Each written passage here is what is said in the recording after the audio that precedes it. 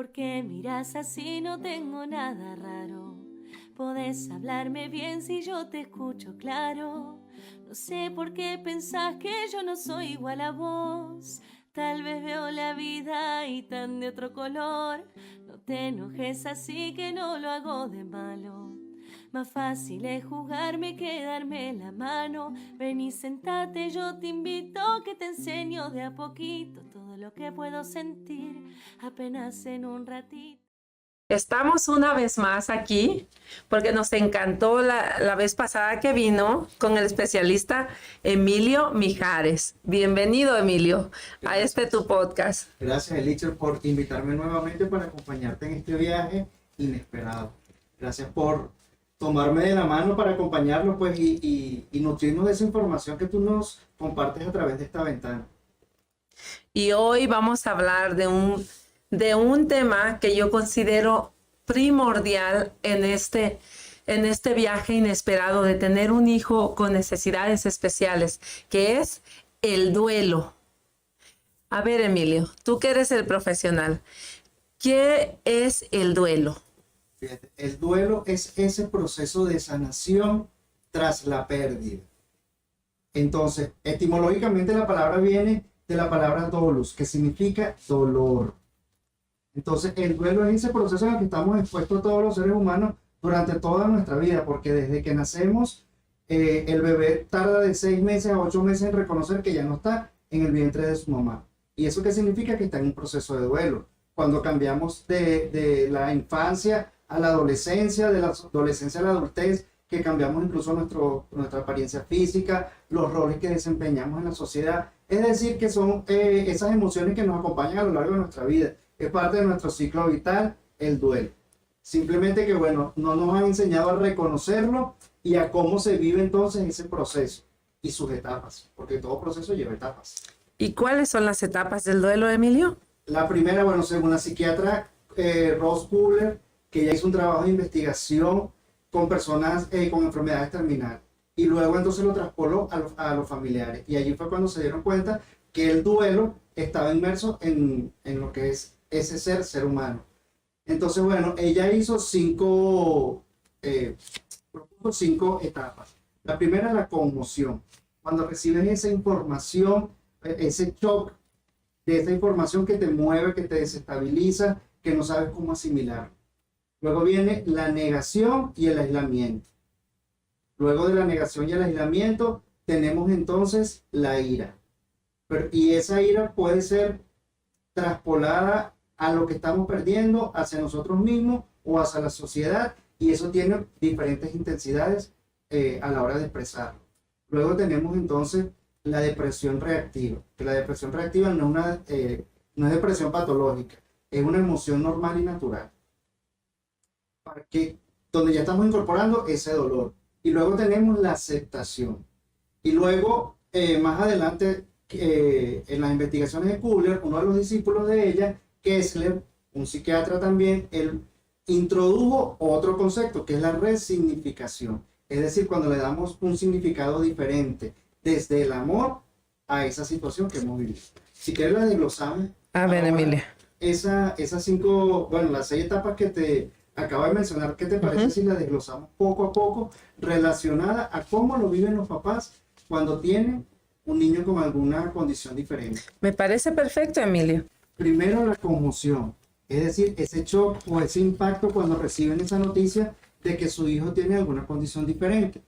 Y eso lo genera detención, muchas veces hasta empiezan a sufrir de trastornos del sueño. Luego viene entonces la siguiente, que sería la negación y el aislamiento. Entonces en la negación empiezan ellos a recriminar que porque a mí, ellos creen entonces que si empiezan a buscar especialistas para que alguno le diga que ese diagnóstico es erróneo. Y empiezan también a aislarse un poco del entorno social porque tienen miedo a la discriminación, tanto hacia ellos como padres como hacia su bebé. Luego tenemos entonces la siguiente, que sería la ira. Y que esa ira es esa emoción que se puede vivir en diferentes intensidades y puede que lo proyectemos entonces hacia la sociedad, hacia nuestro hijo o hacia nosotros mismos. Incluso en este proceso vemos como muchos padres sufren de alguna ruptura afectiva porque empiezan entonces a responsabilizar el otro, que fue por tu culpa, por tu genética, que en tu familia, entonces ahí empieza esa dinámica allí un poco incómoda que los puede llevar a la ruptura si no saben cómo gestionar asertivamente esa etapa del duelo. Luego tenemos entonces la depresión, que es un nombre, pero es una tristeza. Es una depresión reactiva, que es cuando ya empezamos entonces a asimilar esa situación, esa información, a incorporarla, y como sabemos que es una realidad diferente a la que vamos a vivir nosotros y a la que va a vivir nuestro hijo, pues eso por supuesto que nos llena de esa tristeza, de esa melancolía. Y luego tenemos entonces la siguiente, que sería la resignación, que es cuando entonces ya llegamos a aceptar la situación y empezamos a buscar a los especialistas que corresponden, a prepararnos, a informarnos, a nutrirnos para darle entonces lo mejor que podamos a nuestros hijos. Y la última, que fue la que propuso Kessler, que fue un discípulo de la psiquiatra Kubler, que él hablaba de la resignificación, que es empezar a crear o generar esa mirada de amor hacia esa situación en la que nosotros perdimos, porque en este caso era la expectativa de tener un hijo que viniera un 100% funcional. Entonces, bueno, en esta etapa, o en esta etapa sí, que sería la resignificación, entonces es cuando muchas veces lo vemos hasta de forma mística, pues qué bueno que vino este ángel a mi vida a mostrarme un nuevo camino y a conducirme de una manera diferente. Entonces aquí es cuando empezamos a ver con amor todo lo que estamos viviendo, y ese mismo amor es el que nos mantiene muchas veces de pie, porque esas batallas no son fáciles, Elixir. Solamente con amor se puede luchar esa batalla para ganar la guerra. Amor, Emilio, preparación. me quedé aquí con la duda. ¿Resignificación y resignación no son lo mismo? No, resignación es cuando ya tú aceptas la situación. Pero sería la aceptación entonces. Exactamente, pero puede que esa aceptación o esa resignación puede que sea como, bueno, ya no tengo otra forma de poder cambiar este destino, y lo aceptas. Pero cuando lo resignificas es cuando le inyectas amor a esa situación, y esa mirada de compasión tanto a tu hijo como hacia ti mismo cambia. A veces, pero también esta resignificación que le damos a la situación cuando crecemos o tenemos un hijo con capacidades especiales, creo yo en mi experiencia que la diferencia que hace entre aceptación y resignación es el amor con el que veamos la situación, el enfoque que le demos, pero también creo que esto es algo bien personal. El duelo en sí es algo bien personal, pero la resignación y la resignificación creo que es algo bien personal, porque yo puedo ir a decirte, uy, Emilio, yo ya encontré esa resignificación, le encontré el sentido de por qué pasó esto en mi vida, porque este angelito me escogió a mí como su mamá, ¿no? Pero hay otras personas que tú les dices, no, mira, todo esto tiene una razón. Lo mismo le pasa a los papás que a sus niños han sido abusados. Dices, ¿cómo diablos me vas a decir que esto pasa por algo y que es por algo bueno? ¿Estás estúpido o qué te va a decir? Se va a sentir humillado, se va a sentir que no estamos validando sus emociones. Yo creo que debemos tener mucho respeto en lo que la otra persona está sintiendo. En la etapa del duelo es bien importante respetar lo que el otro siente, porque inclusive en la pareja, cuando los dos papás están juntos, ¿no? Porque la manera en la que el papá la percibe con su cerebro de hombre, con sus emociones de hombre, con su cultura, con su historia, es muy diferente a como la percibe la mamá con las mismas características, porque tienen diferentes historias.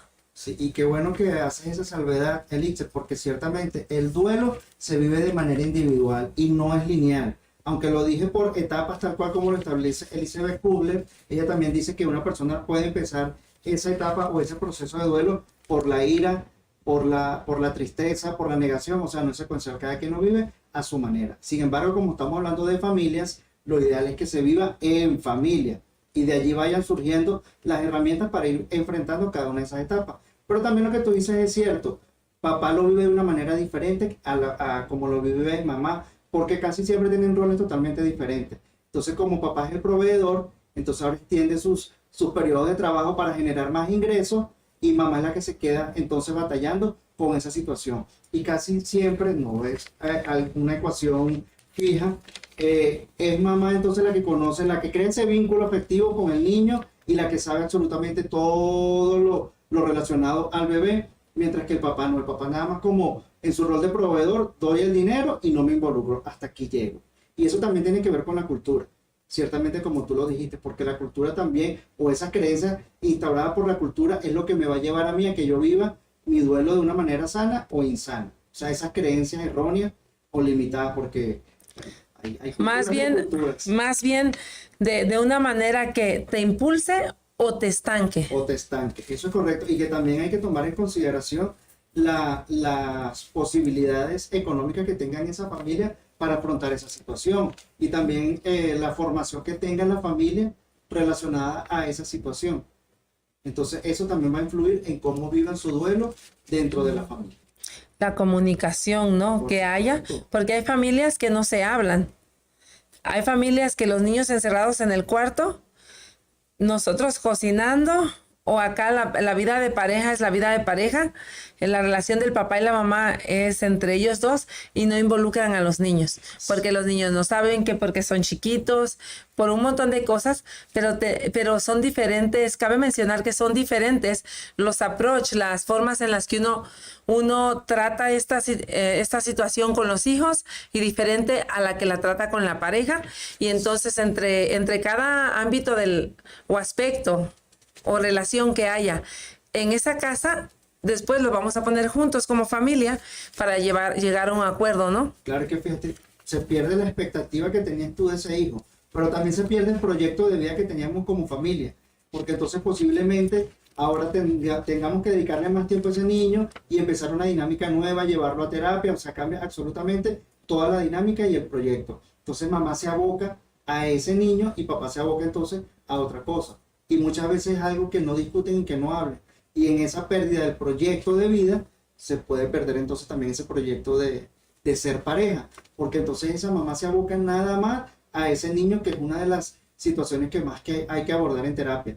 Porque si la familia es numerosa y también hay otros integrantes como otros hermanos, entonces empieza también a crearse esa disputa de por qué entonces mi mamá le dedica más tiempo a mi hermano y no a mí. O sea, yo de alguna manera, o ese hermano o ese niño de alguna manera, por ciertos momentos también está perdiendo a sus papás. Entonces él también está viviendo su proceso de duelo. Y como tú dijiste, hay que validar las emociones de todos y cada uno va a tener un tiempo y una forma diferente de abordar ese duelo. Porque, por ejemplo, en el caso de ese hermano entonces cumple un rol dentro del hogar, pero entonces cumple un rol diferente en la sociedad.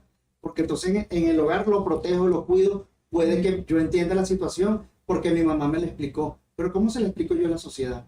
Entonces cuando yo salgo con mi hermano posiblemente se estén burlando de mí o me estén también juzgando o me estén cuestionando. ¿Y cómo lidia entonces un niño eso si nosotros no le brindamos las herramientas también? Entonces, por eso te digo, es una complejidad profunda que te cambia la dinámica, te cambia absolutamente todo, tu proyecto de vida. Y que duele. Y eso es lo que el ser humano evita a toda costa, sufrir. Que te duela el alma, que te duela el corazón porque estás viendo a tus hijos sufrir, ¿no? Y no cualquiera se atreve a ser lo suficientemente valiente para enfrentar esa situación y decir, ¿qué voy a hacer? ¿Qué sigue? Si me duele, si estoy mal, en este momento me siento mal, me voy a tomar una etapa o un tiempo para vivir mi dolor, pero después de esto seguimos. No voy a caer en ese hoyo profundo y muchas veces interminable de solo quedarme en el sufrimiento, porque el dolor va a ocurrir, pero el sufrimiento es opcional. Lo hemos dicho en otras ocasiones aquí en el podcast. Y eso a mí me importa mucho, me interesa mucho que la gente tenga en cuenta eso, que respetamos su dolor, pero este podcast lo hacemos para que ellos tengan la información más, lo más de educación y de información que tengan, pero para que si la llegan a necesitar, la usen. Por supuesto, y eso es lo que queremos, porque fíjate, por ejemplo, si no sabemos o no reconocemos estas etapas, Elixir, fíjate, por ejemplo, la ira, que tiene una particularidad diferente, que ya sabemos que se vive en diferentes intensidades y puede que yo lo proyecte conmigo o con la sociedad, o sea, yo me responsabilice con la sociedad. Entonces puede que en esos momentos en donde yo tengo contacto con la sociedad, que saco a mi hijo, puede que desde esa emoción o esa etapa yo considere que se están burlando de mi hijo y posiblemente no, y entonces esa persona reaccionando, sea una mamá o un papá reaccionario ante esa situación y empieza a generar conflictos cuando no es así, porque el conflicto es intrapersonal, es decir, lo tiene él en su mente.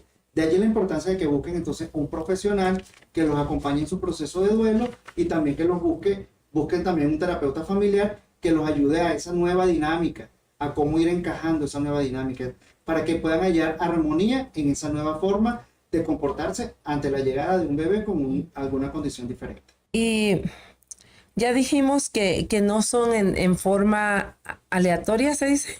Sí, no son secuenciales. No son secuenciales, puedes primero sentirte con mucha ira, después tener negación, un día aceptarlo, y van y vuelven, si no me equivoco, ¿no? Ese tipo de etapas. Y hay que dejarlas fluir y hay que vivirlas, porque encasillarse en una de esas etapas te lleva al rencor. Y ese rencor entonces también te va a hacer que haya fracturas tanto en la relación de pareja o con otros miembros de la familia. Entonces de allí la importancia definitivamente de buscar profesionales que, por supuesto, los médicos especialistas que van a atender al niño y que te van a dar herramientas para que tú sepas entonces manejar la situación, pero también cómo emocionalmente voy a manejar yo eso. Y para eso necesito entonces los terapeutas u otros profesionales de la salud mental. En el caso de las escuelas, a veces a los papás les da miedo ir a abogar por sus hijos. ¿Por qué crees que pase esto, Emilio? Porque tienen miedo a la discriminación y porque no conocen cuáles son sus derechos y cuáles son sus deberes también. Y el colegio o las escuelas tienen deberes que ellos tienen que adecuar el diseño curricular, la infraestructura en las instituciones. De allí la importancia de que nosotros involucremos a nuestros hijos también a la sociedad, porque eso le va a dar evolución. Porque gracias a ellos entonces la ciencia ha hallado nuevos descubrimientos, se han adecuado diseños curriculares, incluso las infraestructuras, más que todo en Estados Unidos, porque en nuestros países latinos todavía estamos atrasados con relación a ese tema. Y que también se sabe que cuando hay un niño con alguna discapacidad o con una condición diferente, los conflictos dentro del hogar se incrementan. Y pues por supuesto en el entorno también, porque influimos también en el ambiente, así como el ambiente influye en el individuo. Y siempre el entorno es más poderoso que el individuo, ¿correcto? ¿O no? Eso es una simbiosis allí un poco insana, pero lo ideal es que así como el ambiente influye en mí, yo pueda influir en el ambiente, pero si el ambiente tiene una predisposición con más fuerza para que pueda influir en esa persona. Incluso ya se sabe que los genomas pues, y la genética también se activa algunas enfermedades según lo que el ambiente que nos rodea. Si es algo tóxico, pues nos va a conducir a que desarrollemos patologías. Y cuando hablamos de ambiente, no solo hablamos de estoy en el mercado, estoy en la tienda, estoy en la escuela, sino hablamos también de la casa, del hogar, de la familia. La familia es un medio ambiente que influye mucho en el individuo. ¿Correcto? El ambiente es todo lo que nos rodea, absolutamente todo. El supermercado, la casa, la escuela, lo que escuchamos por el teléfono, lo que vemos por el teléfono, eso también va a tener una influencia en nosotros. Y hay que tener mucho cuidado con nuestros pensamientos, porque tenemos ¿cuántos pensamientos al día? Tenemos según 60.000 o 80.000 pensamientos diarios, automáticos. Y eso no lo controlamos nosotros, pero sí podemos gestionar asertivamente qué pensamiento vamos a tener para que sea favorecedor a nosotros y no quedarnos con esos pensamientos rumiativos. Que yo pienso que ese proceso, cuando podemos transformar eso y cuando aparece la resiliencia, que es esa capacidad de transformar el dolor en energía vital. Y es una habilidad que todos los seres humanos tenemos. pero que tenemos que desarrollarla, porque es una habilidad. O sea, la resiliencia no es un estado de ánimo, es un proceso. Y para que se dé ese proceso, deben haber elementos intrapsíquicos, es decir, mentales y ambientales, es decir, una red de apoyo. Entonces, para nosotros podernos convertir en padres resilientes y poder ayudar y acobijar a nuestros hijos, tenemos que entonces crear esa resiliencia. Pero necesitamos entonces esos pensamientos positivos y esa red de apoyo que nos acompañe en ese proceso. Necesitamos las herramientas para poder pasar este proceso y sobrevivir, ¿verdad? Y darles un mejor futuro a nuestros niños que tienen capacidades especiales. Y cuando hablamos de elementos intrapsíquicos, estamos hablando de eso que nos están incorporando en el hogar, de esas herramientas que nos están enseñando en el hogar. Esos son los elementos intrapsíquicos que nos van a dar la base y ese soporte para poder desarrollar la resiliencia. De allí la importancia de que nos formemos como padres, ya sea que tengamos algún niño con una condición diferente o no. Porque lo que modelemos para ellos es lo que ellos van a proyectar en el futuro. Y como sociedad, ¿qué consejo le darías a las personas como sociedad, como miembros de una sociedad, cómo comportarse cuando están alrededor de una familia o un niño con necesidades especiales? Empatía y sus 3 dimensiones. ¿Cuáles son esas 3 dimensiones? Cognitivo, emocional y compasivo. Es decir, voy a reflexionar y voy a pensar cómo es lo que voy a decir ante esa situación. ¿Qué siento yo por esa familia y por esa persona que están viviendo esa situación? Que es muy complicado, que es muy difícil, que es muy duro. Y compasivo, saber que todos somos humanos y que así como esa persona está padeciendo eso, no estoy exento de que yo en algún momento lo pueda vivir, ya sea como familia o porque también, ni Dios lo quiera, tenga un accidente y puede entonces pueda quedar con alguna discapacidad que entonces me limite y pase yo también a ser parte de ese grupo de personas. Pues entonces de allí la importancia de desarrollar la empatía. Porque nunca sabemos cuándo vamos a estar nosotros en esa situación. En esa situación, eso es correcto. Aunque posiblemente no lo vamos a entender a un 100%, porque hay cosas que para poder entenderlas y sentirlas hay que vivirlas. Pero ser lo más compasivo que podamos. Yo le agregaría a eso también respeto hacia los demás, ¿no? Porque puedo yo nunca haber pasado por esa misma situación, pero si yo tengo respeto de mí, tengo valores y tengo respeto hacia los demás, yo voy a saber que tal vez esa persona, que no es mi asunto, la verdad, que no debe de ser mi asunto criticar. No, a mí nadie me mandó aquí a este mundo y me dijo, tú eres la juez de todos, tú veniste aquí a criticar a los demás. En lugar de ser un dedo que señale a los demás, ser un apoyo, bueno, yo no soy de tu red de apoyo, no te conozco, pero oye, mira, tu niño, veo esta característica que pues está lastimando a los demás, hacerlo de una manera amorosa, con respeto, está lastimando a los demás, ¿podrías controlar la situación? Sí, es que somos nosotros los que construimos la sociedad. Nosotros con nuestros pensamientos, con nuestras emociones y con nuestras acciones. Y de allí la importancia de cuidarlos, de educarlos, educar nuestra mente para poder entonces ser personas operativas, asertivas, compasivas. Porque cuando yo soy compasivo es porque ya yo tengo la habilidad de poder respetar lo diferente. Porque lo único igual que tenemos todos los seres humanos es que somos diferentes. Entonces vamos a respetar esas diferencias que nos hacen crecer. Uh-huh. Nos llamamos normales. Yo siempre cuando digo normales hago así signo de comillas porque como dices todos somos diferentes y muchas veces el bullying y la discriminación se ha desarrollado y ha crecido porque nosotros no estamos acostumbrados a respetar la individualidad del otro. Que porque el otro no es igual que yo o no se comporta igual que el grupito, ya es diferente y es una razón para que le hagamos bullying, ¿no? Y los niños con necesidades especiales sufren mucho bullying en las escuelas. Y de allí resaltar entonces el respeto por las diferencias y entonces a la vez poder abrazar esos puntos de encuentro que tenemos todos los seres humanos. Porque aunque somos diferentes, somos humanos. Estamos compuestos por un cerebro, tenemos emociones o esa capacidad para sentir. Y eso es donde tenemos que realmente conectar, ver y poder educar o psicoeducar para poder, ¿sabes? Realmente llevar un mensaje sano a toda nuestra sociedad. Sobre todo nosotros como adultos, que siempre yo le digo, mira, pendiente de lo que estás diciendo y lo que estás haciendo, porque ahí hay generaciones en construcción que te están observando. Entonces hay que ser también nosotros responsables, porque lo que estamos viviendo hoy en día es consecuencia de lo que hemos hecho en el pasado. Es cierto, porque a veces yo crecí con lo haces porque yo te mando, porque yo soy tu mamá, porque yo soy tu adulto.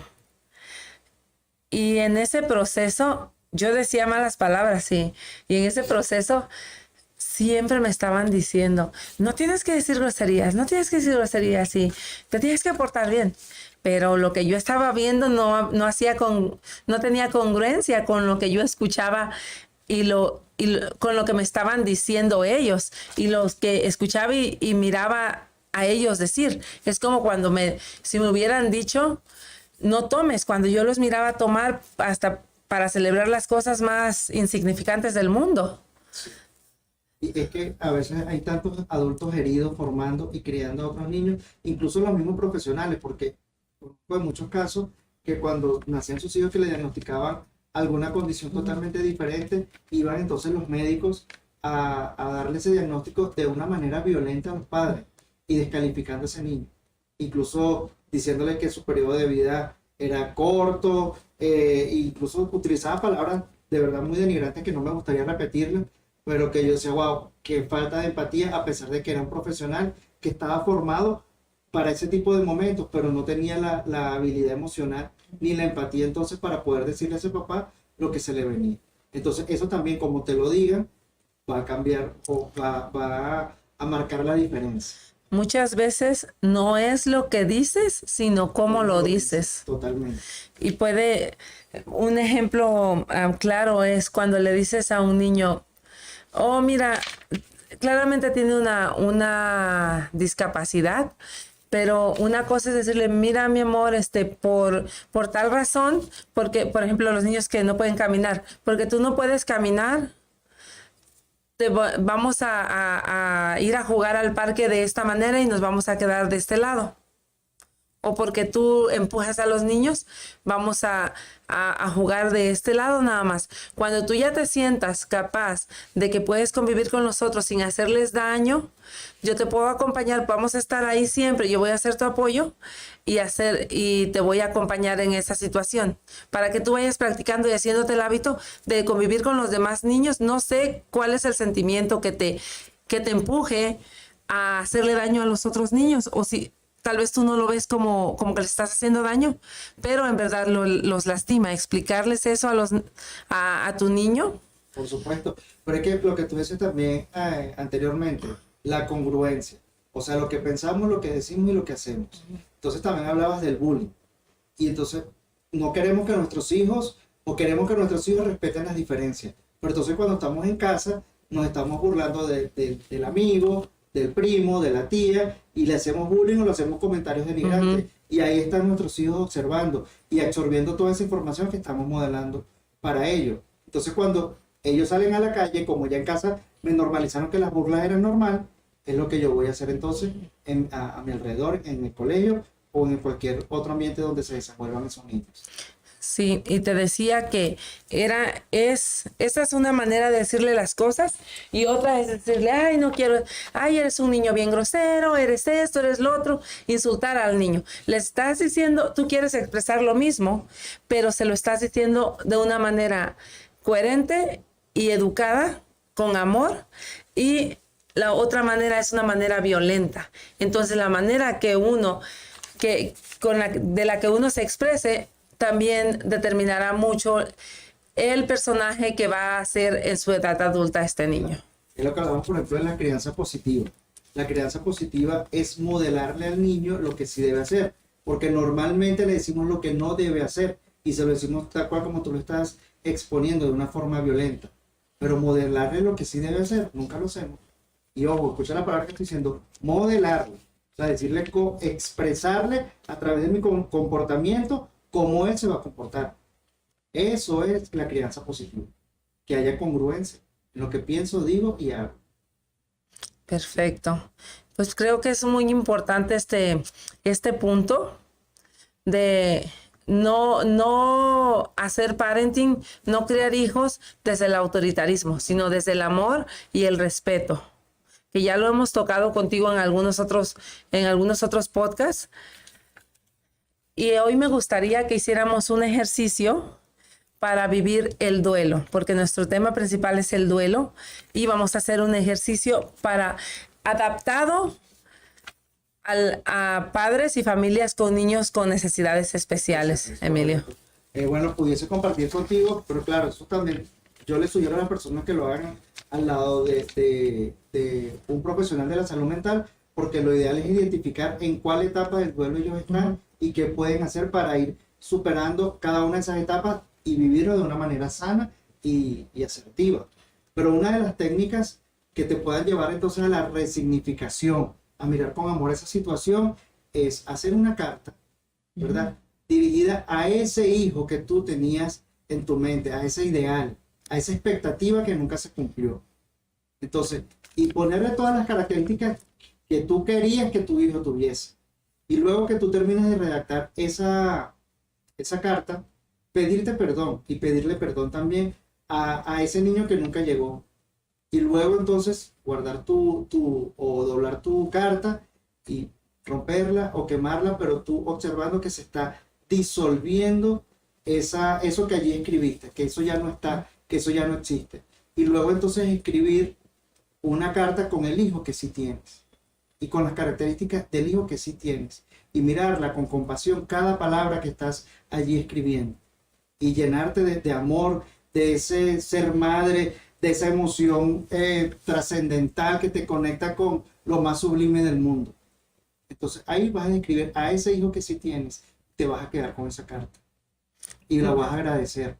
Y lo puedes poner entonces en un lugar visible para recordar lo que sientes por tu hijo en tus desvaríos emocionales, que ojo, sentir esos desvaríos emocionales también es normal porque somos humanos. Perfecto, Emilio. Me encantó este ejercicio porque te puede funcionar en cualquier etapa de duelo. Puede ser en un duelo amoroso, de una relación amorosa, en un duelo de la pérdida de un padre, en un duelo de... No sé si se puede adaptar al duelo de cuando pierdes algo económico o cuando vives una traición. También. Y sobre todo lo quise adaptar a los papás que tienen niños con necesidades especiales. Esto podría evitar mucho que familias se disuelvan. Por supuesto. Y de verdad que mi solidaridad a todos los padres que tienen niños con condiciones diferentes, a los padres responsables, que se preocupan y se ocupan por darle una calidad de vida. Y que de verdad que también tienen que cuidarse ellos mismos, estar constantemente sacando sus cajitas de herramientas para el autocuidado y también recordar que son una pareja, que son humanos y esos otros roles que también desempeñan dentro de la sociedad, porque es muy importante tener ese balance armónico en cuanto al desempeño de todos esos roles que pueden tocar desempeñar y no nada más en quedarse en ese soy un papá de un niño con discapacidad. Porque no es el fin del mundo, ni una sentencia de muerte, ni una cadena perpetua. En mi experiencia y respeto la de los demás, es una bendición que llega a tu vida.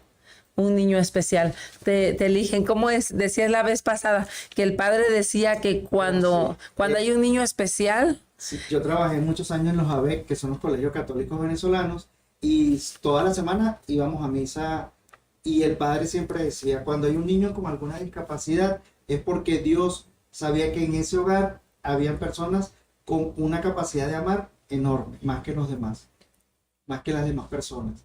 Entonces es una bendición tener un niño con discapacidad porque desarrollan esa capacidad de amar que comprende tolerancia, aceptación, compasión, bondad, sacrificio y otras palabras bonitas. Paciencia. Paciencia, sí señor. Exactamente. Así que no se desanimen, papás. Y esto es una etapa, ¿no? Sí, es una etapa de invitarnos a buscar los recursos, porque sí los hay, porque muchas veces por penas se quieren aislar o quedan aislados y no le dan entonces el servicio que su hijo necesita, por miedo a que lo vean o por miedo a aceptar esa situación. Entonces, de allí la importancia que vivan su etapa de duelo, sus procesos y luego entonces con valentía o vistiéndose de valientes salgan y enfrenten la situación como debe ser, conectando con los recursos, porque hay una red de apoyo disponible para ustedes. Y estamos en el estado de Utah, pero en sus poblaciones, en sus estados, en su país, también estoy casi segura que debe haber organizaciones. Muchas veces no hay tantas, pero al menos una debe haber que está apoyando a las familias con niños con capacidades especiales. Y de verdad búsquela porque estamos esperando por ello, porque se acercan los papás, tenemos la disposición y el amor de acompañarlos o acompasarlos en su proceso. Cuando digo acompasar es porque vamos a ir al paso y al ritmo de ese niño que necesita esas atenciones y esos recursos. Pues muchas gracias, Emilio. Hemos llegado al final del programa del día de hoy y estamos inmensamente agradecidos de que nos hayas otorgado este conocimiento. Tal vez muchas familias era lo que necesitan para terminar de aceptar que sus hijos o el integrante de su familia es igual de especial y qué es lo que están sintiendo más bien, porque muchas veces saben que sienten dolor, pero no saben por qué lo sienten. Pero desglosarlo así de esta manera y explicarlo y saber que son emociones que van y vienen y son etapas que a veces vas a tener una y después la otra, pero al final te deja un aprendizaje y puedes trabajar esa emoción, eso te va a ayudar a que tu hijo se desarrolle con más capacidades, que pueda ser un niño más funcional. Sí, y respetar el duelo de cada uno de los integrantes de la familia, que va a ir a un ritmo totalmente diferente, se vive en familia y tenemos que entonces nosotros los adultos modelarle a nuestros hijos esas rabias, esas frustraciones que son normales y son parte de la vida. Quiero compartir contigo esta reflexión, Elisa, antes de irnos. Fíjate, hay un papá que está subiendo una montaña, entonces voltea y le dice a su hijo, hijo, ten cuidado con tus pasos. Y él le dice, no papá, cuida tú los tuyos, porque yo te estoy siguiendo.